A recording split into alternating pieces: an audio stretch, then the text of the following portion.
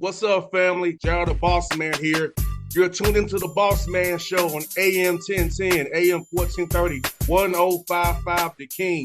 Let the King out at 105theking.com and the Bossman Show at bossmanshow.com. Hit me up on Instagram, The Bossman Show, Twitter at Bossman Show, and Facebook, Bossman Show. It's the Bossman on your radio. Listen to the Bossman Show with your host, JR, Saturdays at 9 a.m. right here on AM 1010, The King. What's up, good people? Bet Online is your number one source for all your betting needs. The latest odds, lines, and matchup reports for baseball, boxing, golf, and more. Bet Online continues to be the fastest and easiest way to place your wagers, including live betting and your favorite casino and card games available to play right from your phone. Head to the website or use your mobile device to sign up today and get in on the action. Remember to use your promo code BELIEVE, B-L-E-A-V, for your 50% welcome bonus on your first deposit. Bet Online, where the game starts.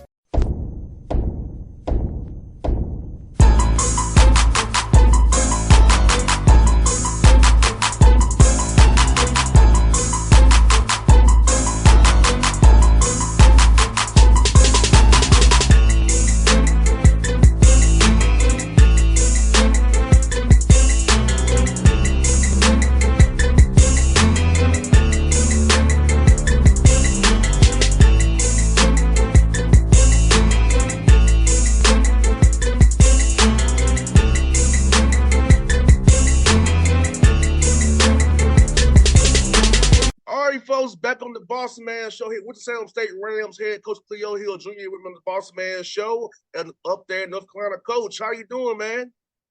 I'm good. All is well in Ram country, man. Everything is good down here. Yes, sir. Coach, can you believe it's been 6 years, going to your 6th year there, being the head coach already, man, and all success you already had so far with Salem State, since you came there? It does not feel like 6 years, man. I'll be honest. It feels like 2 or 3, but all 6 outside of the COVID year have been special. All 5 years have been really special. Yes, sir. And Coach, talk about just the history with Salem State basketball and just how it's just so historic and so appealing to that community, and how the CIAA, what you mean to that conference, and how important it is for everybody involved. Well, look, it all goes back to Clarence Big House Gaines, man. It all starts with him, and he brought in some great players like Cleo Hill Sr. and Earl Monroe, Ted Blunt, Thomas Montero, Carlos Terry. The list goes on and on and on. But I think in our league, there are a host of programs that are storied. Virginia Union as well. They have a couple of CIAA championships and national championships. Winston-Salem State has one national championship and 13 CIAA championships. And we have Johnson C. Smith with Coach Joyner, who's been there a long time and who's a legend in our league right now. So the league is thriving right now. We have a bunch of new coaches that come in, young, hungry Lions. So it's good. It's been great. And we can't forget now. I'm gonna tell my age here a little bit, but I missed when it was in Charlotte. That was always my birthday week, the tournament. Oh, okay. The tournament was my birthday week, so I was having a blast up there. Look, I'm sure you were having a blast at the CIAA tournament. Yes, it's more than a tournament. People don't understand it's more than a tournament. It's a lot going on. It's a community gathering. It's a big for Black businesses. It's a big for vendors, Black vendors. So it's really an economic boom when it comes to town. It brings people together. People look forward to, like I did, to come together and see all my old friends, see CIAA again the next year. Right. It's a huge homecoming for our league. Jackie does a great job with her and her staff in promoting it every single year. And it's been great in Baltimore. I have my doubts about it coming from Charlotte, but it has been great. Baltimore has done a great job. Coach Hill, at what point in your journey of basketball you decided you wanted to get into coaching and lead young men? Wow, probably it actually started leading young ladies in Australia. That was the first time I really was asked to do some coaching when I played overseas in Swan Hill, Victoria, Australia. I coached under 14 girls team, and that's kind of when I caught the bug. I felt like that was something that I wanted to do. I had 2 classes to go before I graduated, so I went over to Australia for 2 years, played over there, coached the under 14 girls team, came back, graduated in the summer, and that's kind of when I felt I really wanted to coach basketball for a living.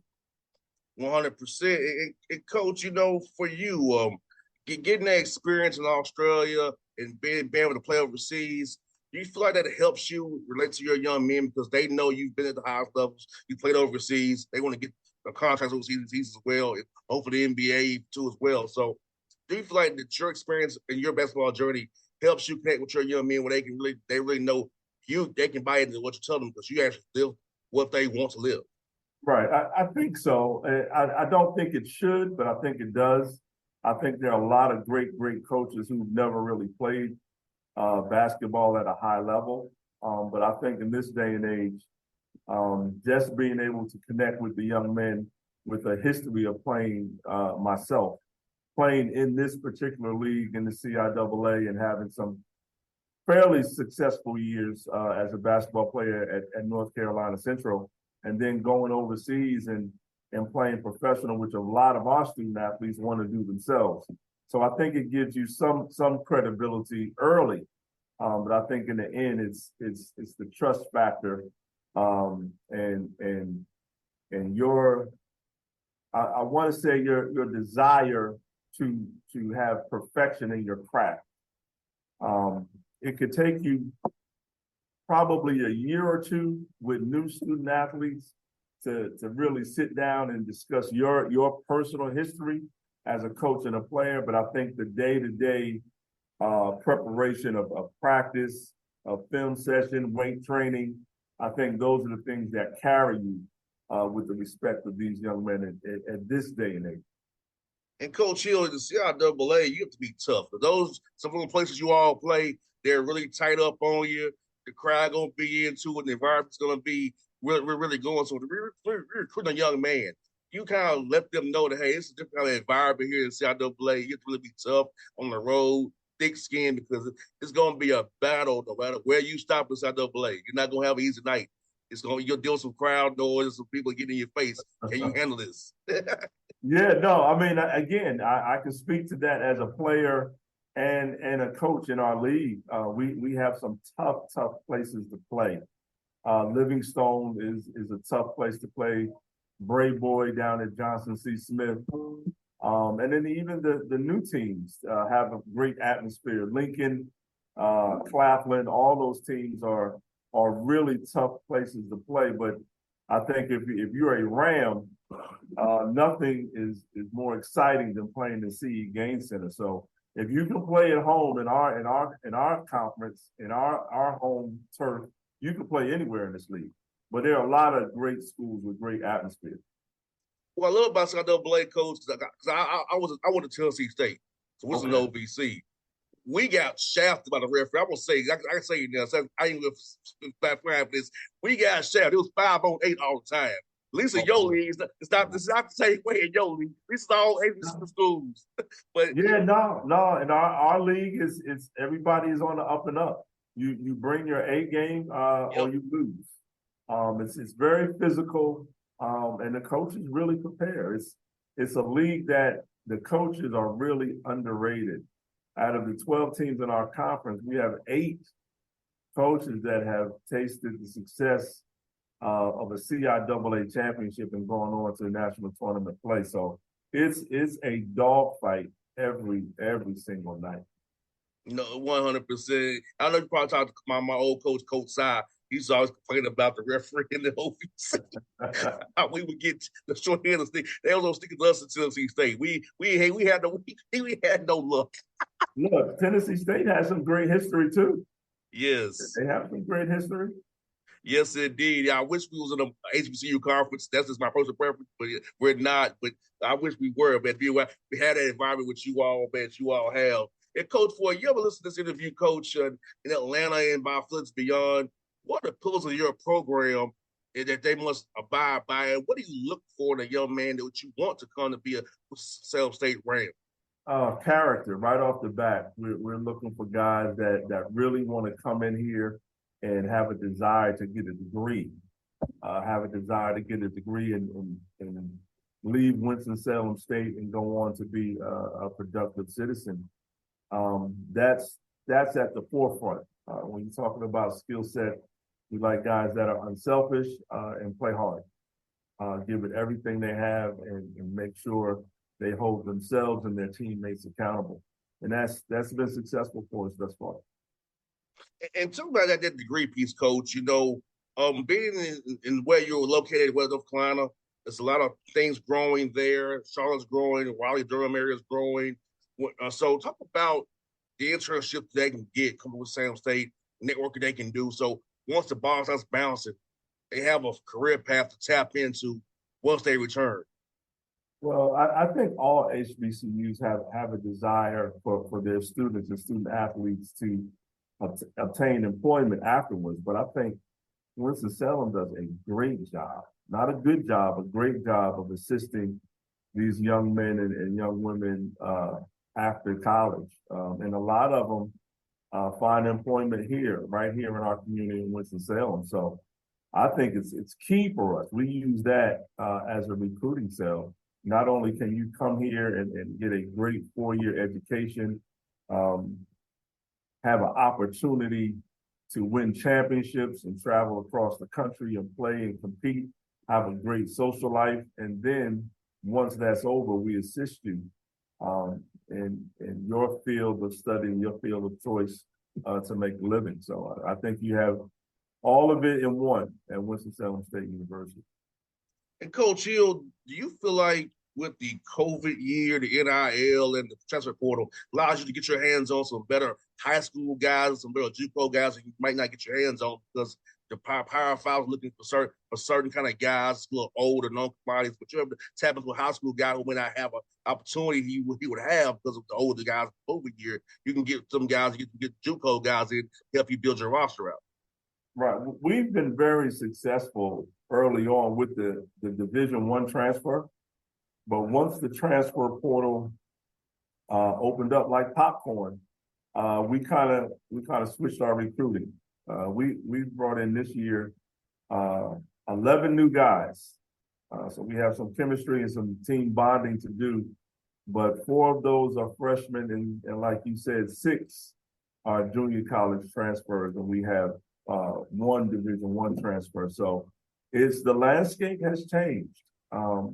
And we are all about to see the pros and cons of it probably over the next 2 years. So like you said, we feel like we got our hands on some good freshmen that otherwise we wouldn't have been able to get, and some junior college transfer. 100%, Coach. I feel like it's very, very important. And Coach, can you explain to the listenerships about D2? That at the D2 level, you could actually get 10 fulls. You can actually take those monies and split it up, and you're really kind of managing the budget per se, the cap, like we did in the NBA, for us getting the players taken care of based on their needs. Right. I mean, I always say it's Division II is more similar to the NBA than Division I is because of that point you brought up. We do have full scholarships, but to make our money stretch and to take care of as many of our student athletes as possible, we kind of package. We cut those scholarships up. We do a good job at finding other scholarships and grants. We package them with financial aid. We get some academic scholarship money in there, and we make them whole. And I think that's the difference one of the differences between Division I and Division II. Division I really does everybody full. We don't have the luxury to do that, but we do not a good job, but a great job of packaging our young men and bringing those loans down for them as much as possible. Yes, indeed. And Coach, for non-conference scheduling wise in D2, is it more regional? Do you have to get bought first like you do in D1, or is it kind of you do it regional, but trying to get the right seeding for the tournament if you want to get at large? Because how's that working in D2 for listeners who don't know about it the way Right. you and I do? Right. No, it's. I mean, you can play outside of your region, but it hurts you come tournament time.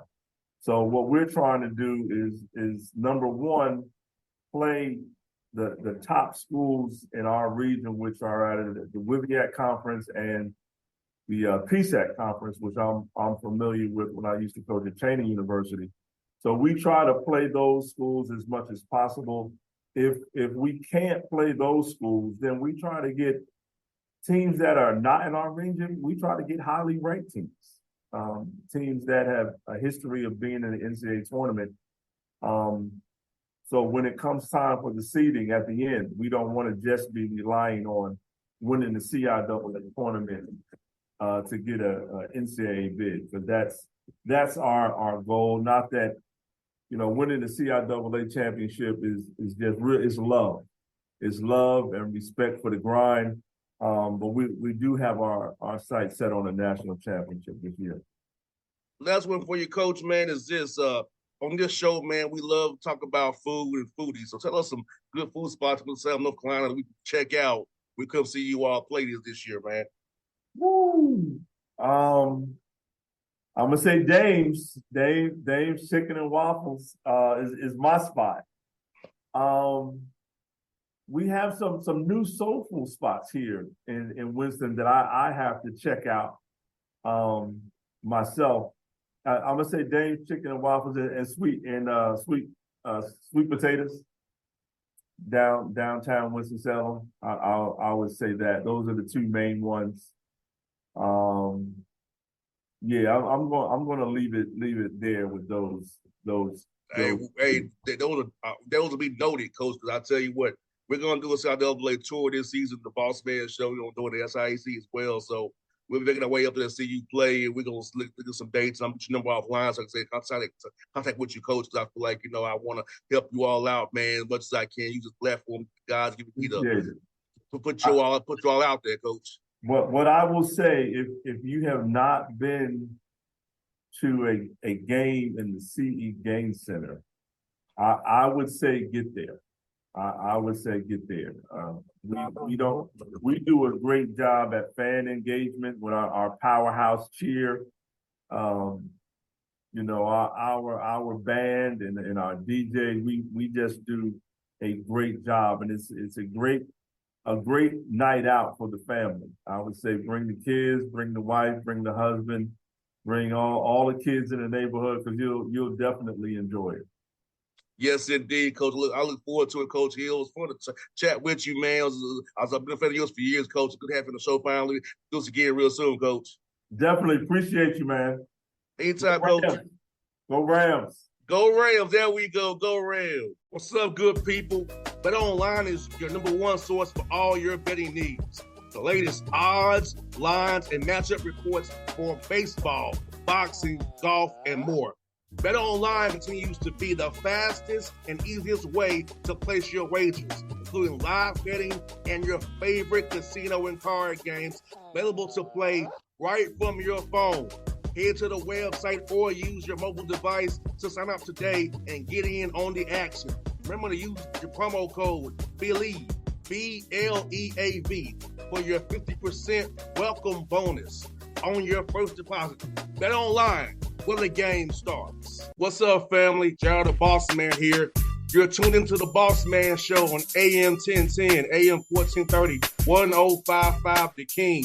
Check The King out at 105theking.com and the Bossman Show at bossmanshow.com. Hit me up on Instagram, The Bossman Show, Twitter at Bossman Show, and Facebook, Bossman Show. It's the Bossman on your radio. Listen to the Bossman Show with your host, JR, Saturdays at 9 a.m. right here on AM 1010, The King.